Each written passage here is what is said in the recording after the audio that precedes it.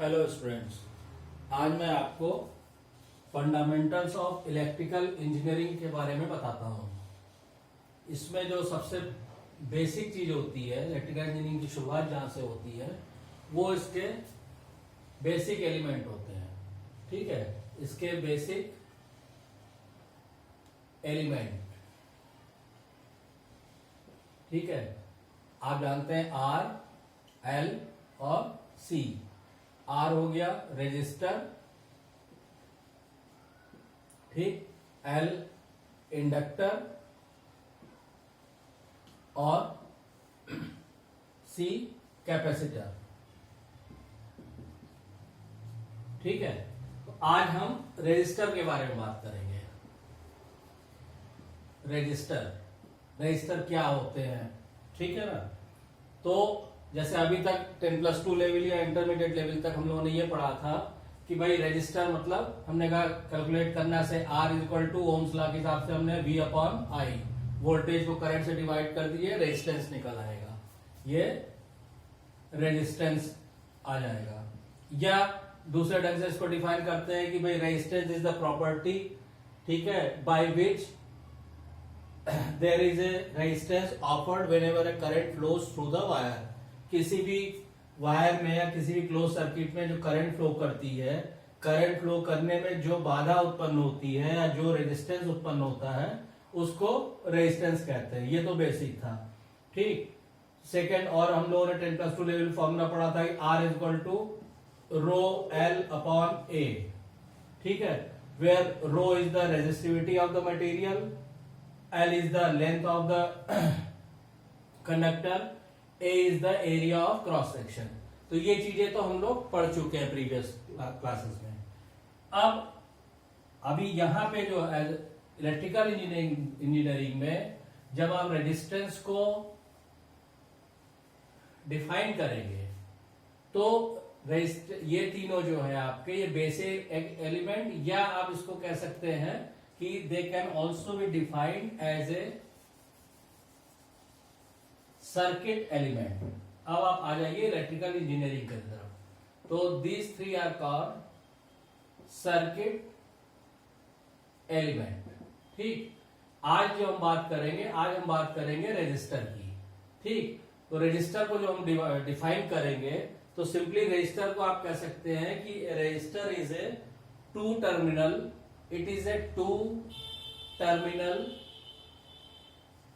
Element, ठीक है। यानी रेजिस्टर क्या होता है, जैसे ये मान लीजिए रेजिस्टर है, तो एक ये टर्मिनल हो गया इसका, एक ये टर्मिनल हो गया, टू टर्मिनल एलिमेंट है, ठीक है। इसमें क्या होता है कि इसमें resistor is a two terminal element. अगर किसी टाइम t पे, एट एनी टाइम t, कोई भी t आपका टाइम डिनोट कर रहा है, इसके अंदर करंट क्या फ्लो करती है, I represent current at the time t, और इसके अक्रॉस से ये current flowing through it is IT, ठीक। इसके अक्रॉस जो वोल्टेज हो गया वो क्या हो गया, VT, ये, ठीक। तो इसमें किसी at any time resistor is a two terminal element in which at any time t there is a current flowing through it is IT and the voltage across the resistor is VT, and it can be represented as function of VT, IT and T is equal to 0। तो इसको simply आप ऐसे define कर सकते हैं कि a two terminal element is called a resistor if any time t the current IT through it and the voltage VT across it are related by an algebraic equation or by an algebraic expression function of VT, IT and T। यानी ये तीन variable होते हैं जिनसे हम उस resistor को represent कर सकते हैं, ठीक। अब इसमें हम क्या कर सकते हैं, VT और IT के बीच में हम कर्व भी खींच सकते हैं। जैसे ये मान लीजिए VT रिप्रेजेंट कर रहा है और ये Y एक्सिस पे IT, या आपने कहा कि एक्स एक्सिस पे IT रिप्रेजेंट कर रहा है और y एक्सिस पे vt, ठीक है। तो इनका जो ये जो रिलेशन है, this relation can be represented by this two curve, IV curve या VT VI curve, and this curve are called characteristic curve, characteristic curve. तो ये तो बेसिक डेफिनेशन हो गई रजिस्टर की।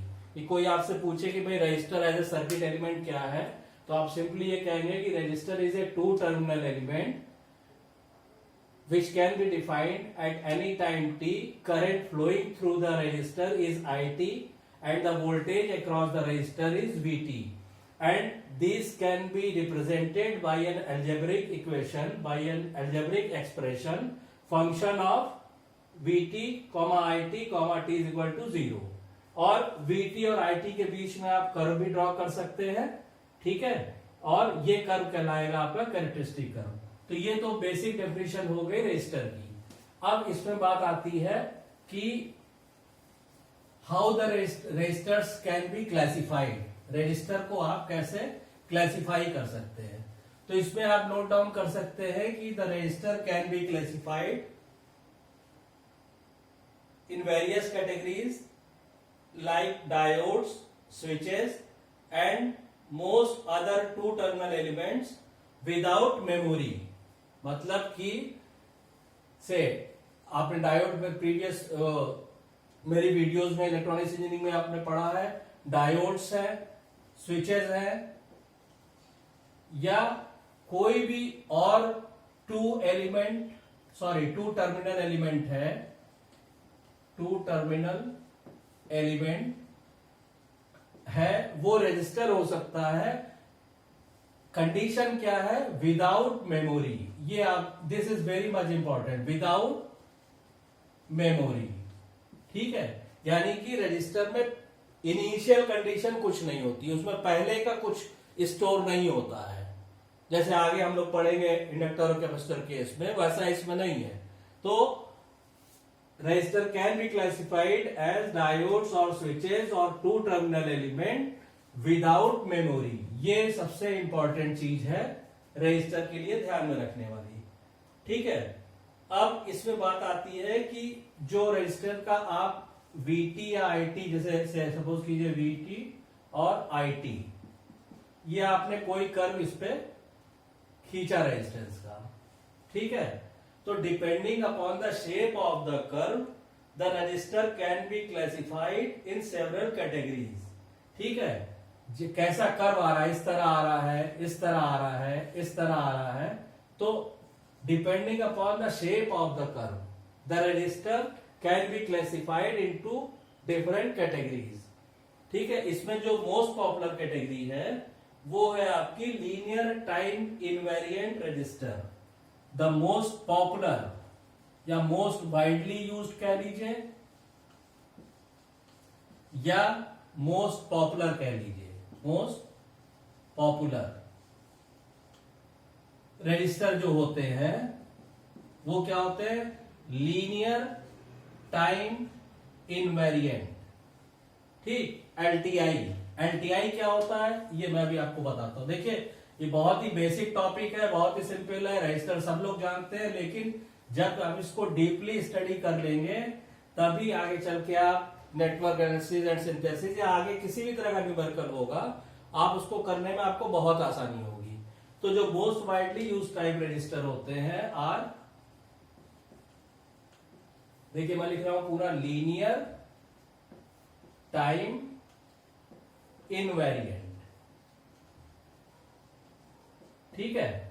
अब इसमें बात यह आती है कि लीनियर रजिस्टर का मतलब क्या हुआ, टाइम इनवेरिएंट का मतलब क्या हुआ, ठीक। तो सिंपली लीनियर रजिस्टर्स क्या होते हैं? लीनियर रजिस्टर वो रजिस्टर होते हैं जिनका अगर हम, पहले हम लीनियर को डिफाइन कर रहे हैं, जिनका अगर हम VT और IT कर्व ड्रॉ करें तो that will be a straight line, ठीक है। That is called linear register. Linear register are those register, उनका अगर हम VT और IT कर्व हम ड्रॉ करेंगे तो वो एक स्ट्रेट लाइन आएगा, ठीक। टाइम इनवेरिएंट क्या होता है? टाइम इनवेरिएंट ये होता है कि इनका जो वीटी और आईटी कर्व हम ड्रॉ करते हैं वो टाइम इनवेरिएंट मींस वो टाइम के साथ चेंज नहीं होता है, ठीक है।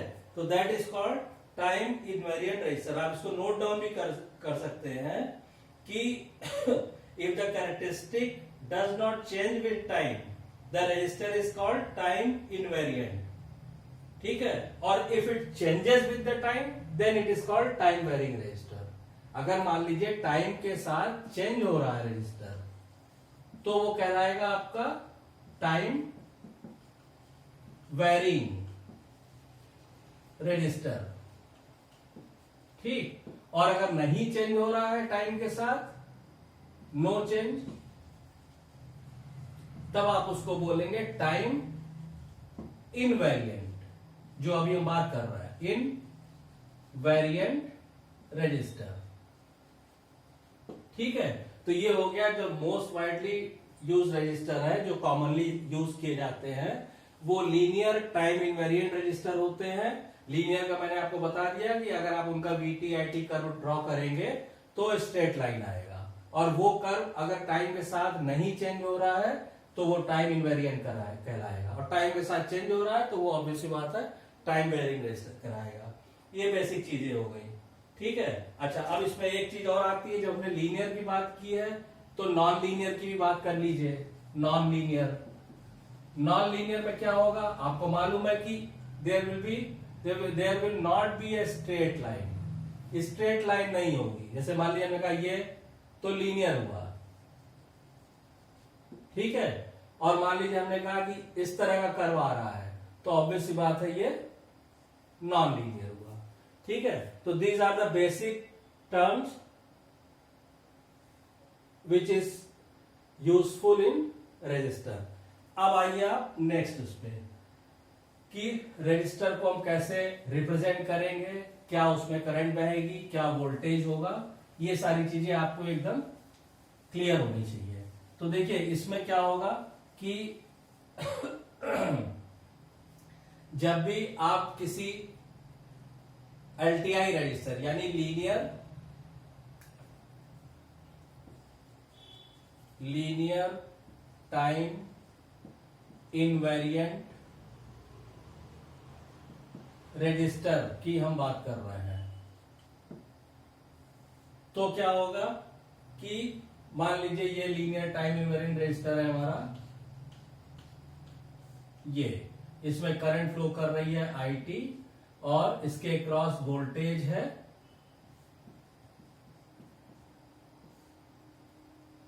वीटी, ठीक है, ये हो गया, ठीक।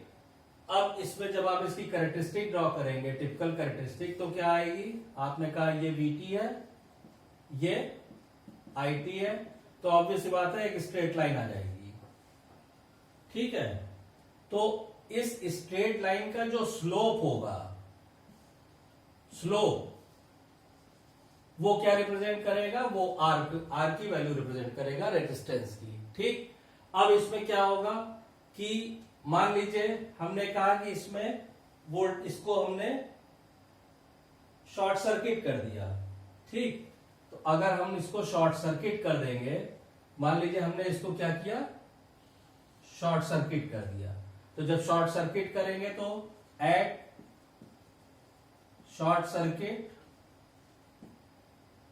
वीटी क्या हो जाएगा भाई, शॉर्ट सर्किट पे क्या होगा, आपका रेजिस्टेंस जीरो हो जाएगा, रेजिस्टेंस जीरो हो जाएगा तो वीटी क्या होता है, VT is equal to I T into R होता है, और यानी कि I T into zero is equal to zero, ठीक। तो शॉर्ट सर्किट में क्या होगा कि आपका वोल्टेज जीरो आएगा, यानी शॉर्ट सर्किट का हम कैरेक्टरिस्टिक ड्रॉ करेंगे तो वो आपकी इस तरह आएगी, ये वीटी है, ये आईटी है, ठीक है।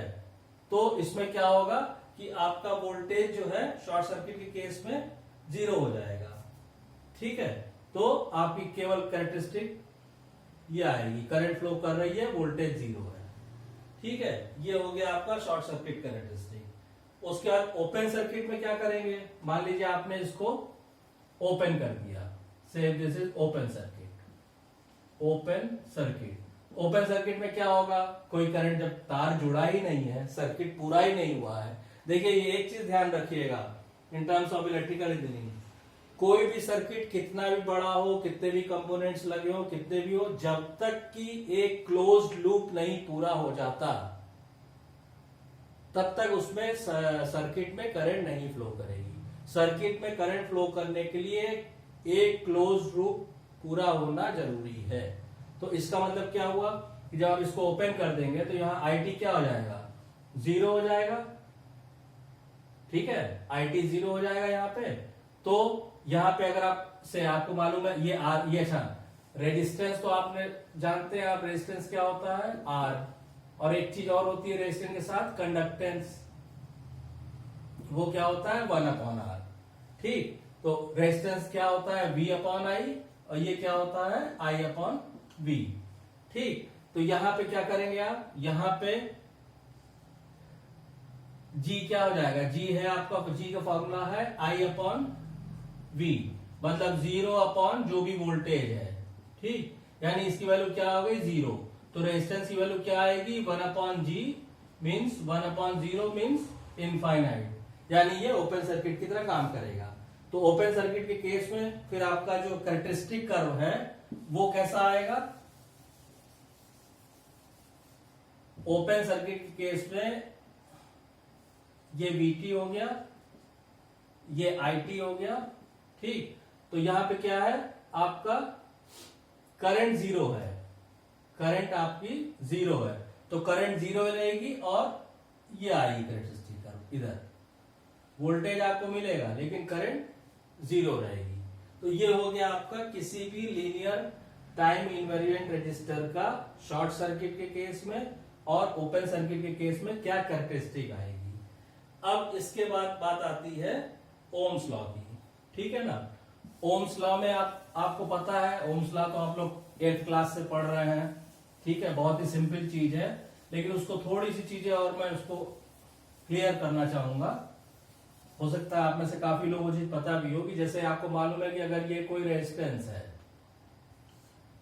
ठीक, ये इस पे वोल्टेज हो गया VT और ये करंट हो गई IT। ठीक है, अब इसको ये मान लीजिए कि हमने कहा कि ये जो करंट है इसको सपोज कीजिए हमने माइनस, इसको पोलैरिटी हमने चेंज कर दी। सपोज कीजिए ये हो गया आपका VT, इधर पॉजिटिव इधर निगेटिव। ठीक है, तो इसमें क्या होगा कि ये रेजिस्टेंस R है ही है। ठीक, इसमें जो करंट फ्लो करेगी आपकी वो फ्लो करेगी इस डायरेक्शन में IT। ठीक है, तो अगर हमने कहा कि इस IT को हमको इसी पोलैरिटी के साथ दिखाना है तो क्या करेंगे, तो ऑब्वियसली बात है अगर हमें इसी पोलैरिटी के साथ दिखाना है तो हम क्या करेंगे, मान लीजिए ये हमारी पोलैरिटी VT पॉजिटिव निगेटिव है और करंट हमको यही दिखानी है, तो हम डायरेक्शन हमने ऐसे कर दिया और इसको हम लिख देंगे -IT। ठीक है, तो ये जो डायरेक्शन का कन्वेंशन है इसको क्लियर रखिएगा। भाई एक्चुअल में करंट इधर फ्लो कर रही है, ठीक, लेकिन चूंकि हमने पोलैरिटी इधर हमको दिखानी है तो हमने इसको -IT कर दिया। ठीक, उसके बाद सिमिलरली जब आप इसको इस तरह दिखा देंगे, उसके बाद क्या है कि इस केस में मान लीजिए हमें ये तो हो गया -IT दिखा देंगे, वोल्टेज, इस वोल्टेज को भी हमको इसी पोलैरिटी के साथ दिखाना है। ये तो हमने करंट दिखा दिया, अब इस वोल्टेज को भी अगर हमें इसी पोलैरिटी के साथ दिखाना है तो हम क्या करेंगे, हम पोलैरिटी ये कर देंगे और वैल्यू क्या लिख देंगे -VT। ठीक है, R हो गया और आपका ये करंट हो गई IT। क्लियर, तो ये जो साइन कन्वेंशन है ये ध्यान रखिएगा कि भाई ये तो हो गया आपका VT बराबर IT इंटू R। ठीक, अब पोलैरिटी हमने बदल दिया, ये सपोज कीजिए ये फिगर A है, B है, C है और D है। अब फिगर B में एक्चुअल में जो करंट इस डायरेक्शन में फ्लो कर रही है उसको अगर हमें इसी डायरेक्शन में दिखाना है तो हम उसको माइनस IT लिख देंगे। सिमिलरली एक्चुअल में जो वोल्टेज हमारा इस डायरेक्शन में लगा हुआ है, उसको अगर हमें इस डायरेक्शन में ही दिखाना है तो हम उसको माइनस VT कर देंगे। तो ये जो बेसिक चीजें हैं रजिस्टर के लिए, ये अगर आप क्लियर और ध्यान रखेंगे इसका, तो आपको न्यूमेरिकल करने में कभी प्रॉब्लम नहीं आएगी इनमें। ठीक है, तो आई होप कि आपको रेजिस्टेंस के बारे में सारी चीज क्लियर हो गई होगी, और अगर कोई भी प्रॉब्लम आती है आपको रेजिस्टेंस इसके रिगार्डिंग, तो आप मुझे कांटेक्ट कर सकते हैं। Thank you.